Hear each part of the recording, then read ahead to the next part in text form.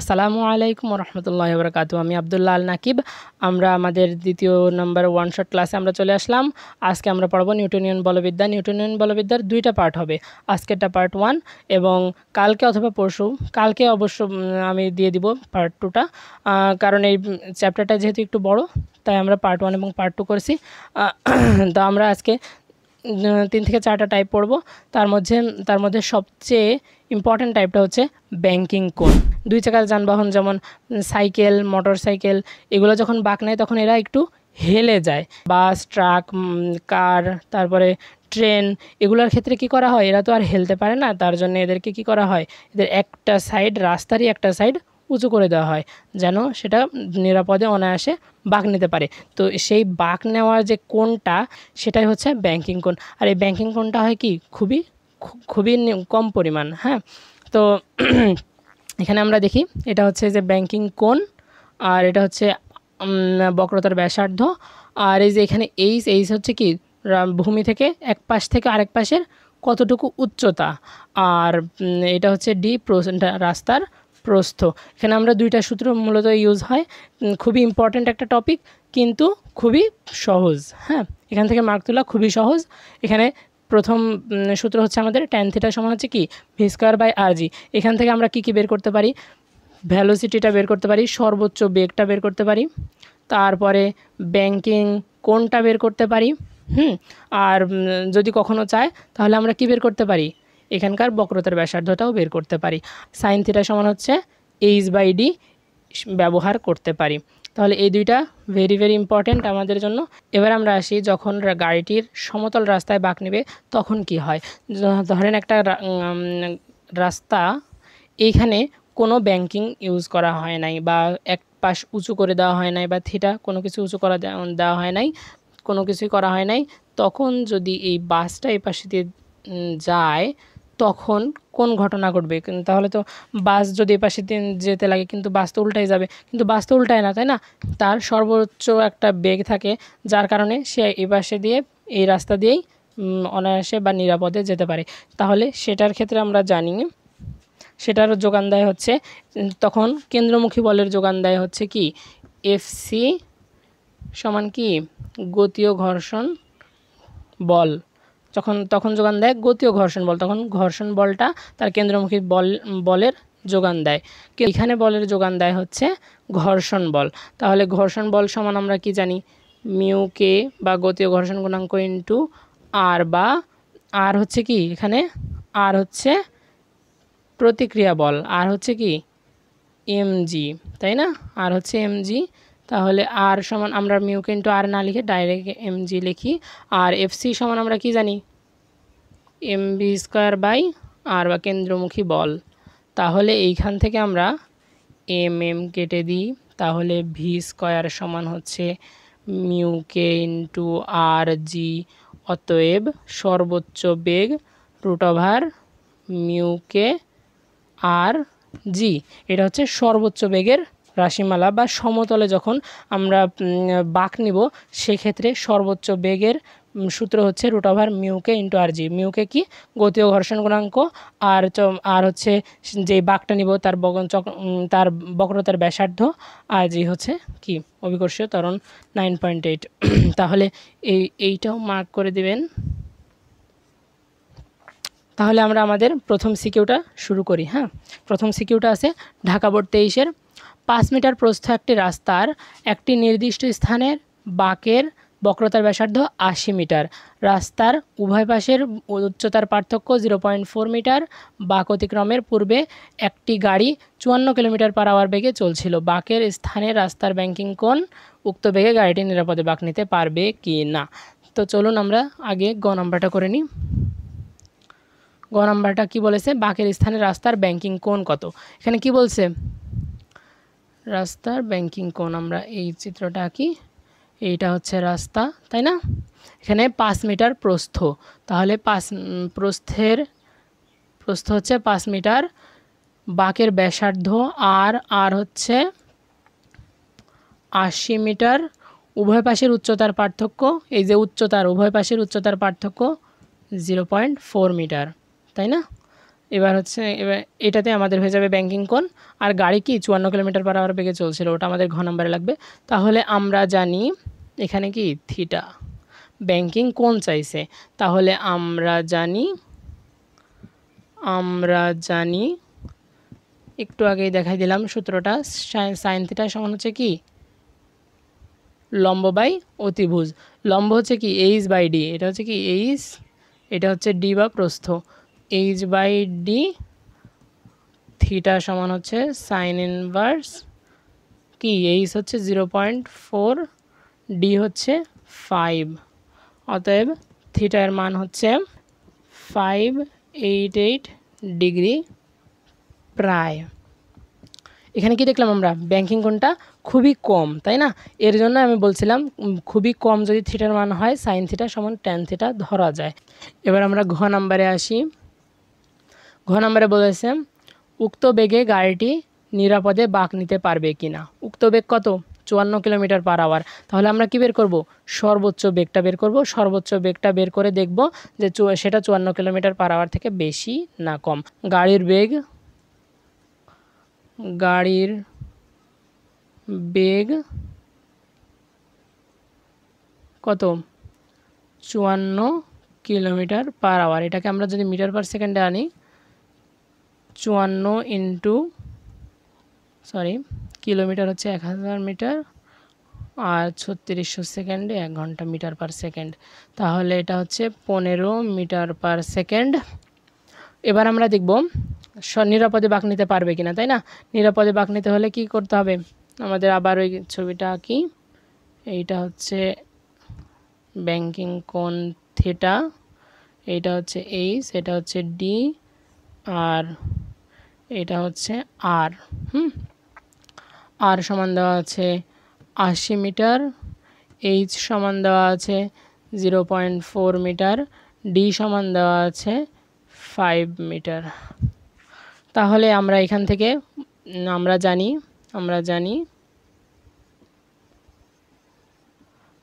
জানি tan theta সমান কি ভি স্কয়ার বাই আর জি। এখান থেকে আমরা কি বের করব? সর্বোচ্চ বেগ বের করব, ট্যান থিটা ইন্টু আর জি। ট্যান থিটা কত বের হলো তখন? 4.588 ডিগ্রি, তাই না? ইন্টু আর হচ্ছে 80 মিটার, জি হচ্ছে 9.8। আমরা জি এর বসানোর ক্ষেত্রে দেখব জিকে আমাদের দেওয়া আছে কিনা, তাই না? জি কিন্তু কখনো কখনো 10 দেওয়া থাকে, তাহলে এটা একটু দেখে নেবেন। তাহলে এটা আসছে, এটা হচ্ছে ভি স্কয়ার, এটা হচ্ছে কি ভি হচ্ছে এই যে এটা রুট 7.93 মিটার পার সেকেন্ড। যেহেতু V prime greater than V max, সুতরাং কি গাড়িটি নিরাপদে বাঁক নিতে পারবে না। কারণ কি, সে হচ্ছে ভি ম্যাক্স যেটা সর্বোচ্চ বেগে সে যেতে পারতো সেটা হচ্ছে 7.93 মিটার পার সেকেন্ড, কিন্তু সে যাচ্ছে কত?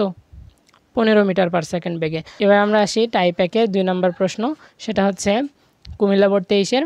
আমরা প্রশ্নটা একটু দেখে নিই। 500 কেজি ভরের একটি গাড়ি 3900 জুল গতিশক্তি নিয়ে রাস্তায় চলছিল। হঠাৎ গাড়িটি একটি 120 মিটার ব্যাসার্ধের বাঁকের সম্মুখীন হলো। রাস্তায় কোনো ব্যাংকিং ছিল না। রাস্তা ও গাড়ির চাকার ঘর্ষণ গুণাঙ্ক 0.2। গ নম্বর প্রশ্ন বলছে রাস্তার বাঁকে গাড়ির উপর ক্রিয়াশীল কেন্দ্রমুখী ত্বরণ কত। গ নম্বরটা আমরা দেখি, বলছে রাস্তার বাঁকে গাড়ির উপর ক্রিয়াশীল কেন্দ্রমুখী ত্বরণ, তাই না?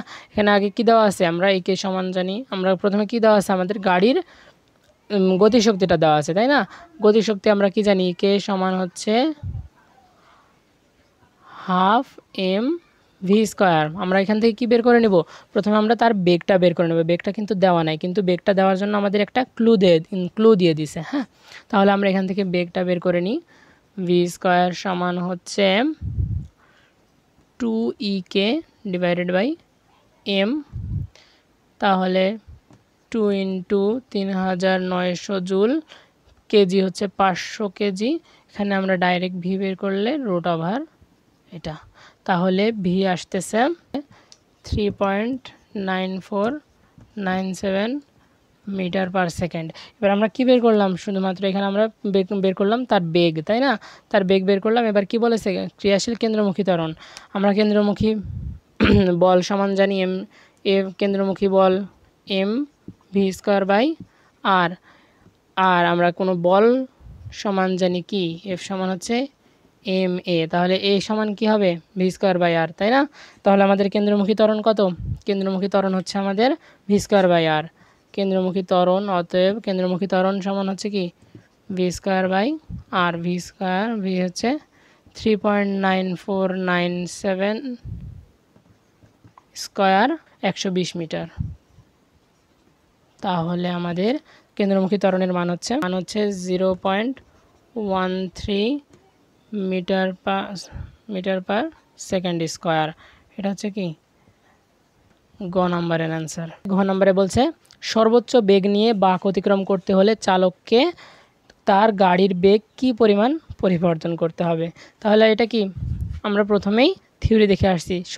এখানে কি ব্যাংকিং ছিল না, তাই না?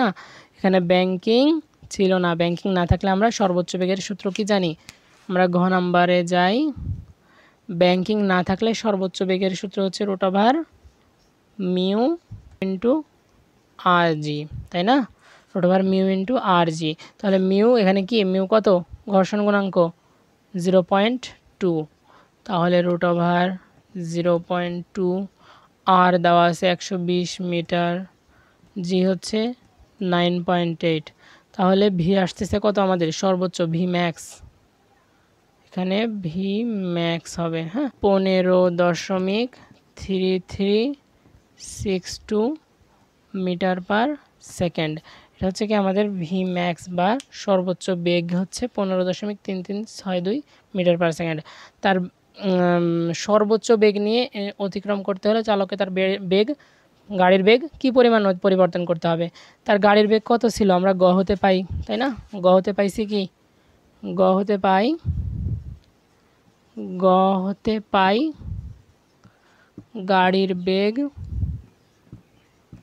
গাড়ির বেগ সমান কত? গাড়ির বেগ সমান হচ্ছে 3.9497।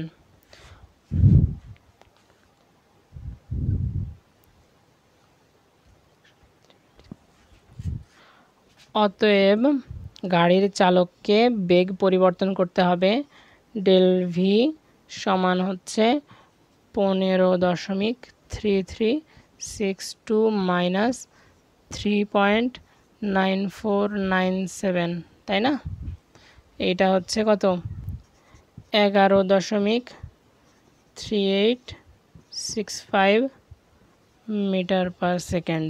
তাহলে তার সর্বোচ্চ বেগ নিয়ে, এই যে এই সর্বোচ্চ বেগটা নিয়ে যদি গাড়িটা ওই বাঁকটা যদি কি হয়, বাঁকটা অতিক্রম করতে হলে তার গাড়ির বেগ 11.3865 মিটার পার সেকেন্ড বৃদ্ধি করতে হবে। তাহলেই সেই সর্বোচ্চ বেগে বাঁকটা অতিক্রম করতে পারবে। এবার আমরা আসি নিউটনীয় বলবিদ্যার টাইপ 2-এ।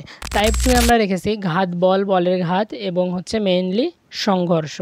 হ্যাঁ, ঘাত বল এবং বলের ঘাত এই দুইটা জিনিস প্রায় এমসিকিউ বা ক্ষয়ে আসে, বা বলের ঘাতের সংজ্ঞা এগুলো কি কয়ে আসে। তাহলে এটাও একটা কি খুব ইম্পর্ট্যান্ট একটা টপিক।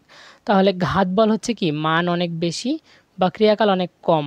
এটা হচ্ছে কি ঘাত বল, মান অনেক বেশি, ক্রিয়াকাল অনেক কম। যেমন আমরা যখন একটা হাতুড়ি দিয়ে কোনো একটা বস্তুর উপর খুব জোরে একটা আঘাত করি, তখন সেটা হচ্ছে কি ঘাত বল, মান অনেক বেশি হয় কিন্তু ক্রিয়াকাল কি অনেক কম, খুবই খুবই খুবই কম। তাহলে এর মাত্রা হচ্ছে mL/2, একক হচ্ছে নিউটন বা বলেরই অবশ্যই kg/m²। কিন্তু বলের ঘাত হচ্ছে কি, এটা বল না কিন্তু বলের একটা ধর্ম, যেটা হচ্ছে যে বলের সাথে মানে বলের সাথে তার ক্রিয়াকালের গুণফল, যে সমান হচ্ছে কি F/T। সেটার মাত্রা হচ্ছে mL/1 বা mL/1, আর একক হচ্ছে নিউটন ইন্টু সেকেন্ড। এই যে নিউটন সেকেন্ড, আর mL/2 আর ইন্টু টি দিলে mL/1, আর হচ্ছে নিউটন সেকেন্ড, আর একক হচ্ছে kg/m²। এটা নিয়ে আলাদাভাবে দরকার নেই আর কিছু জানার। এবার আমরা আসি সংঘর্ষে। সংঘর্ষ হয় দুই রকমের, একটা হচ্ছে স্থিতিস্থাপক সংঘর্ষ, একটা হচ্ছে অস্থিতিস্থাপক সংঘর্ষ।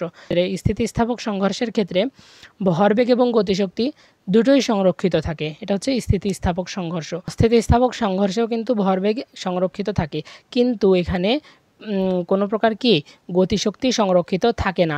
অতএব আমরা কোনো একটি সংঘর্ষ দিয়ে যদি বলে এটা স্থিতিস্থাপক নাকি অস্থিতিস্থাপক, এটা কিভাবে এটা যদি বের করতে বলে তাহলে আমরা কি বের করব? ভরবেগ না, ভরবেগ, কারণ দুই ক্ষেত্রে কি ভরবেগ সংরক্ষিত থাকবে কিন্তু গতিশক্তি সংরক্ষিত থাকবে না। এবার আমরা আসি সংঘর্ষ। কোনো কোনো বস্তু যদি আরেকটি বস্তুকে সংঘর্ষে লিপ্ত হয়, এটা M1, এটা M2, সংঘর্ষের আগের বেগ হচ্ছে U1, এটা যদি U2 হয়, আর এটা যদি সংঘর্ষের পর এরা দুইজন যদি মিলিতভাবে তারা যদি মিলিতভাবে যেতে শুরু করে, তাহলে এটার বেগ কি হবে? V, তাই না? দুইজনের বেগই একই, তাহলে সেই V এর ফর্মুলা হচ্ছে M1U1 plus M2U2 divided by M1 plus M2। এবার আসি যদি মিলিতভাবে না চলে, তাই না? M1 M2কে ধাক্কা দিল কিন্তু কি মিলিতভাবে চললো না, তারা আলাদা আলাদা চলছে। তারা আলাদা আলাদা চলছে, এটা হচ্ছে M1, এটা M2, এটা আলাদা আলাদাভাবে যদি চলে, এটা হচ্ছে V1, এটা হচ্ছে কি V2, তাহলে V1 এবং V2 এর মানের সূত্র হচ্ছে এইটা।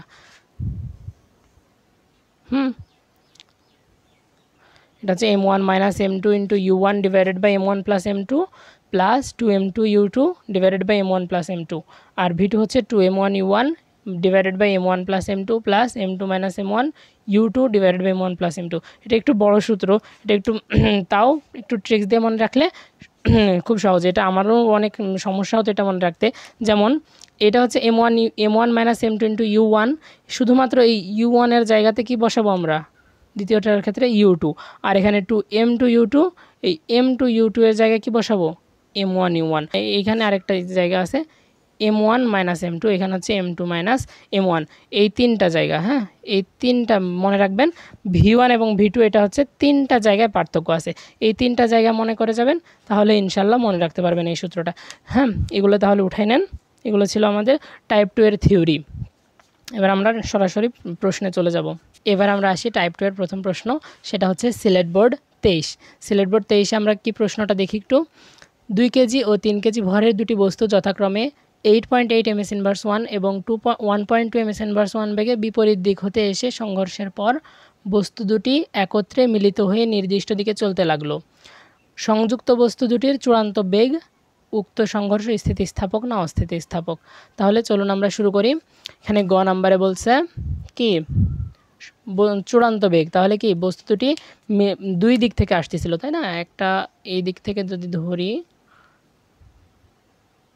এই দিক থেকে বস্তু A বা 2 কেজি ভরের বস্তুটা, ওই দিক থেকে বস্তুটা আসছে, তার হচ্ছে সে হচ্ছে কি 3 কেজি, এটা এইদিকে আর এটা হচ্ছে কি এই দিকে। তাহলে হচ্ছে U1 সমান হচ্ছে 8.8 মিটার পার সেকেন্ড, এইটা হচ্ছে 1.2 মিটার পার সেকেন্ড হলে চূড়ান্ত বেগ কত? শক্তির সংরক্ষণশীলতা থেকে জানি আমরা জানি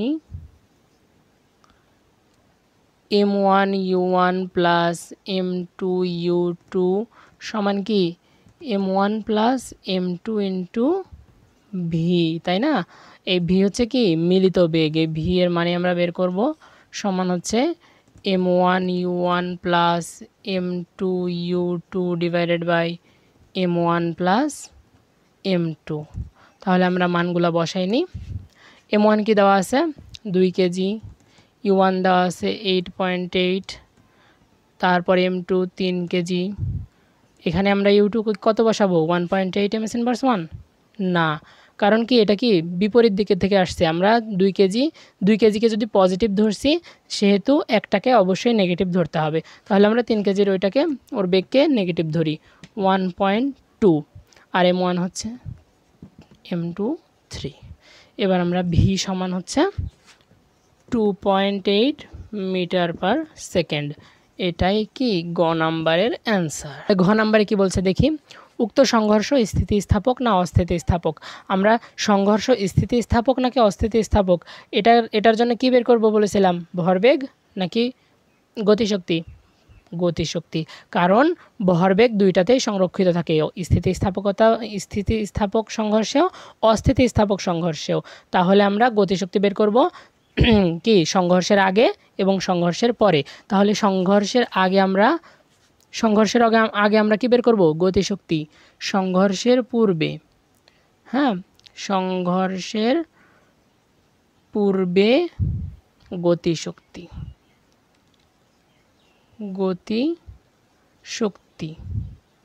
গতিশক্তি ইকে সমান হচ্ছে half m1u1 square plus half m2u2 square, half m1 হচ্ছে কত 2, তাই না? m1 হচ্ছে 2, u1 হচ্ছে 8.8 স্কয়ার, হাফ ইন্টু m2 হচ্ছে 3, u2 হচ্ছে 1.2, এখানে মাইনাস দিয়ে আর না দিয়ে একই, কারণ স্কয়ার হয়ে যাচ্ছে, তাই না? 69.6 জুল। এবার আমরা দেখব সংঘর্ষের পরে গতিশক্তি। হ্যাঁ, সংঘর্ষের পরে গতিশক্তি, সংঘর্ষের পরে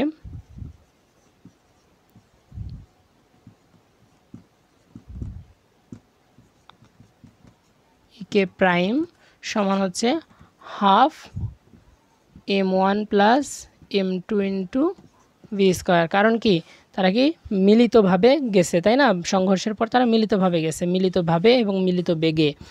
তাহলে m1 হচ্ছে 2, m2 হচ্ছে 3 ইন্টু 2.8 স্কয়ার সমান হচ্ছে 19.6 জুল। যেহেতু এখানে কি মিলল না মিললেনি, তাহলে যেহেতু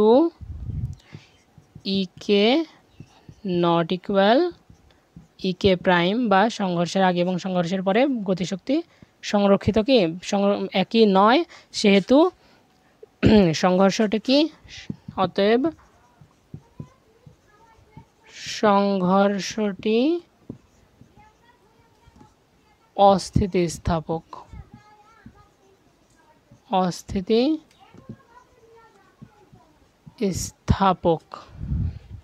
হলো। তাহলে আমাদের সংঘর্ষ রিলেটেড থিওরি প্লাস একটা আমরা সিকিউ দেখলাম। এবার আমরা যাব পরের টাইপে। টাইপ 3তে আছে আমাদের নততল। হ্যাঁ, নততল বরাবর গাড়ি উঠলে কতটুকু বেগ, কতটুকু ঘর্ষণ বেগ এর হচ্ছে এবং হচ্ছে প্রতিক্রিয়া বল, এগুলো সব আমরা দেখব। নততল বরাবর যখন কোনো গাড়ি ধরে, যে গাড়ি বা একটা ব্লক, হ্যাঁ, যখন এটি উপরের দিকে উঠবে, যখন এটা উপরের দিকে উঠবে তখন সেটা হচ্ছে কি, এই যে থিটা কোণ বরাবর যদি উপরের দিকে ওঠে, আমরা জানি এইদিকে হচ্ছে কি এর ওজন, তাই না? একদম সোজাসুজি এর ওজন হবে mg, তাই না? এটা তো আমরা জানি সবাই mg যদি হয় তাহলে থিটা পরিমাণ কোণে তার সেটা হবে mg cos থিটা। ওকে, এটা হচ্ছে mg cos থিটা। তাহলে mg cos থিটার বিপরীত কি, আর বা প্রতিক্রিয়া বল। তাহলে প্রতিক্রিয়া বল হবে কি mg cos থিটা। আর এইটা হবে, এটা যেহেতু mg cos থিটা, তাহলে এটা কত হবে mg sin থিটা, বা নততল বরাবর তার বল হবে কি mg sin থিটা। এটা হচ্ছে কি তার বাধা বল, তাই না? সে উপরের দিকে উঠছে কিন্তু তার বাধা বল কোন দিকে, এটা হচ্ছে নিচের দিকে বা তল বরাবর নিচের দিকে, mg sin থিটা। আর এখানে আরও একটা জিনিস অ্যাড হতে পারে, যদি এটি উপরের দিকে ওঠে তাহলে তার কি তার বাধা হতে পারে, তার এই যে এখানকার এই তলের ঘর্ষণ, তাই না? তাহলে তলের ঘর্ষণ হবে F, তাই না? তলের ঘর্ষণ, যদি এটা গতিশীল হয় তাহলে তলের ঘর্ষণ কি হবে, তলের ঘর্ষণ হবে Fk, তাই না? Fkও হবে কি তার বাধা বল। আর Fk সমান আমরা কি জানি, Fk সমান হচ্ছে মিউ ইন্টু আর বা মিউ ইন্টু mg, এখানে কত cos theta, mg cos theta. তাহলে দেখলাম mu into mg cos theta এটা হচ্ছে কি, যদি গতিশীল থাকে, যদি কোনো বস্তু গতিশীল থাকে তাহলে এটা হবে গতিশীল গুণাঙ্ক, তাই না? সেই গাড়িটা যদি চলতে থাকে তাহলে তার ঘর্ষণ গুণাঙ্ক হবে কি, গতীয় ঘর্ষণ গুণাঙ্ক মিউকে। আর তার গতীয় ঘর্ষণ হবে, ঘর্ষণ বল হবে এফকে। আর কোনো ব্লক বা গাড়ি যদি স্থির থাকে তার ঘর্ষণ হবে কি, তার ঘর্ষণ গুণাঙ্ক হবে মিউ এস। হ্যাঁ, তার ঘর্ষণ গুণাঙ্ক হবে mu S mg cos theta, এটা হবে এফ এস বা স্থিতি ঘর্ষণ বল। হ্যাঁ, স্থিতি যদি সেটি স্থির থাকে। সিকিউবে বলা আছে ঢাকা বোর্ড 23-এ 400 কেজি ভরের একটি গাড়ি 60 কিলোমিটার/আওয়ার সমবেগে 10 ডিগ্রি কোণে নততল বরাবর উপরে ওঠে। এর ঘর্ষণ গুণাঙ্ক দেওয়া আছে 0.3। যেহেতু নততল বরাবর কি 60 কিলোমিটার/আওয়ার বেগে উপরে উঠছে, তাহলে এটা কি মিউ কি দেওয়া আছে, এটা হচ্ছে গতীয় ঘর্ষণ গুণাঙ্ক দেওয়া আছে। আর জি এর মান 9.8। গ নাম্বারে বলছে গাড়ির উপর ক্রিয়াশীল বিরুদ্ধ বলের মান কত। তাহলে আমরা একটু গ নাম্বারের জন্য চিত্রটা আঁকাই। চিত্র হচ্ছে এটা। হ্যাঁ, এটা হচ্ছে থিটা, যেটা হচ্ছে 10 ডিগ্রি। আর একটা 400 কেজি ওজনের একটা গাড়ি যাচ্ছে কত বেগে, 60 কিলোমিটার/আওয়ার বেগে, 60 কিলোমিটার/আওয়ার বেগে। এর ওজন হচ্ছে 400 কেজি। আর মিউ তলের ঘর্ষণ গুণাঙ্ক দেওয়া আছে, মিউ সমান কত 0.3। এর বিরুদ্ধ বল কত? এর বিরুদ্ধ বল কি আছে, কি আছে আমরা একটু আগে কি দেখলাম, এর বিরুদ্ধ বল কি হতে পারে, mg cos থিটা। এটা যদি mg, এটা হচ্ছে mg cos থিটা, এইটা হচ্ছে mg sin থিটা। হ্যাঁ, তাহলে এবং এই দিকে আছে কি এর বিরুদ্ধ বল এফ কে। তাহলে এর বিরুদ্ধ বল আমরা জানি, এর বিরুদ্ধ বল সমান হচ্ছে mg sin theta plus F K, বা mg sin theta plus F K সমান হচ্ছে কি mu K into mg cos theta, বা মিউ কে ইন্টু আর, তাই না? এফ কে সমান কি মিউ কে ইন্টু আর, আর সমান হচ্ছে এই যে mg cos থিটা। এই আর সমান আর হবে কি এদিকে না, এটা হবে এই দিকে। হ্যাঁ, এটা হচ্ছে তলের লম্ব বরাবর, এদিকে হচ্ছে কি আর, তাহলে আর হচ্ছে কি mg cos থিটা।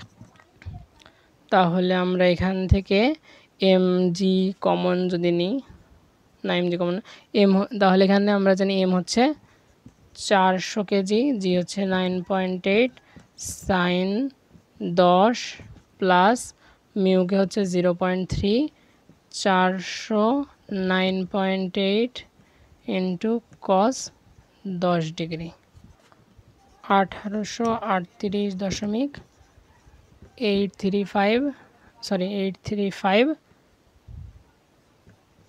নিউটন। এবার আমরা আসি ঘ নাম্বার প্রশ্নে। ঘ নাম্বারে দেওয়া আছে গাড়ির ইঞ্জিনের ক্ষমতা কত হলে গাড়িটি সমবেগে না চলে ত্বরণ প্রাপ্ত হবে, তাই না? তাহলে এখন গাড়িটি চলছে কিভাবে, গাড়িটি চলছে 60 কিলোমিটার/আওয়ার বেগে, সমবেগে চলছে, তাই না? সমবেগে চলছে, সমবেগ থেকে কিভাবে ত্বরণে যাবে, তাই না? না চলে ত্বরণ প্রাপ্ত হবে কি, তাহলে যেই ক্ষমতায় চলছে এখন, সেই ক্ষমতা থেকে একটু যদি আমরা বাড়াই দিই, তাই না, ক্ষমতাটা একটু যদি বাড়াই দিই তাহলে কি হবে, গাড়িটি ত্বরণ প্রাপ্ত হবে। আগে আমরা দেখি কি হয়। হ্যাঁ, এইখানে হচ্ছে গাড়িটি যাচ্ছে এইখানে। হ্যাঁ, গাড়িটি এইভাবে এইদিকে যাচ্ছে, গাড়িটি যাচ্ছে কত, আমরা গ থেকে কি বের করলাম, গ থেকে বের করলাম এর মোট বিরুদ্ধ বল, তাই না? এর মোট বিরুদ্ধ বল হচ্ছে আমরা কত বের করলাম, 1838.835 নিউটন, তাই না? 835। যেই বলে এই এর এর বিরুদ্ধ বল যতটুকু, তাহলে সেই বল দিয়েই তো সে উপরের দিকে চলছে, তাই না? সমবেগে চলছে। যেইটা তার বিরুদ্ধ বল, তাই না? যেটা তার বিরুদ্ধ বল, সেই বিরুদ্ধ বলটাকে প্রশম করতে পারলে কি সে সমবেগে চলবে। তাহলে এইটা যদি বিরুদ্ধ বল হয়, এই দিকেও কি তার নিজস্ব বলও হচ্ছে এইটাই হচ্ছে তার নিজস্ব বল। এই বলেই সে কি করছে, সে সমবেগে 10 ডিগ্রি কোণে উপরের দিকে উঠছে। ভি দেওয়া আছে আমাদের কত, 60 কিলোমিটার পার আওয়ার। হ্যাঁ, 60 কিলোমিটার পার আওয়ার। তাহলে আমরা এখানে 60 ইন্টু 1000/3600, 0000 কাটা, এখানে 6 দিয়ে কাটলে 6 6 36। হ্যাঁ, 6কে আবার 2 দিয়ে ভাগ করলে 3, এইটা হচ্ছে 5। অতএব 50/3 মিটার পার সেকেন্ড। তাহলে ভি আমরা বের করলাম, এফ আমরা বের করলাম। আমরা জানি ক্ষমতা পি সমান আমরা জানি কি এফ ভেক্টর ইন্টু ভি বা এফ ভি। তাহলে এখানে এফ ভেক্টর হচ্ছে ওইদিকে, এফ ভেক্টরের মান হচ্ছে 835 ইন্টু ভি হচ্ছে 50/3। ক্ষমতা হচ্ছে 30 64 7.25। এটা ক্ষমতার ইয়ে কি ওয়াট। তাহলে এখানে আমরা কি বের করলাম, ক্ষমতা। এই গাড়িটি সমবেগে উপরে উঠতে হলে কতটুকু ক্ষমতা ব্যয় করে। হ্যাঁ, তো কতটুকু ক্ষমতা, ইঞ্জিনের কতটুকু ক্ষমতা ব্যয় করে, সেটা হচ্ছে 30,647.25 ওয়াট। এই ক্ষমতায় সে কী করে, সমবেগে চলে, সমবেগে নততলা বরাবর উপরের দিকে উঠছে। এই ক্ষমতার একটু যদি বেশি বাড়ানো হয়, তাহলে গাড়িটি কি করবে, সমবেগে না চলে ত্বরণপ্রাপ্ত হবে। তাহলে এখানে আমরা লিখে দিব গাড়িটির ইঞ্জিনের ক্ষমতা এই যে 30,647.25 ওয়াট, এর বেশি হলে গাড়িটি সমবেগে না চলে ত্বরণপ্রাপ্ত হবে। তাহলে এর মাধ্যমে আমাদের শেষ হলো টাইপ 3। আর আমরা 3টা টাইপ আজকে কভার করলাম। কালকের পর্বে বা তারপরের দিনের পর্বে আমরা আরও 3টা টাইপ কভার করব। তাহলে আমাদের সিকিউ কমপ্লিট হয়ে যাবে নিউটনীয় বলবিদ্যার। এরপরে আমরা আস্তে আস্তে সবগুলো চ্যাপ্টারই দিয়ে দিব। পরীক্ষার আগে আপনাদের সবগুলো চ্যাপ্টার আমি কভার করে দিব।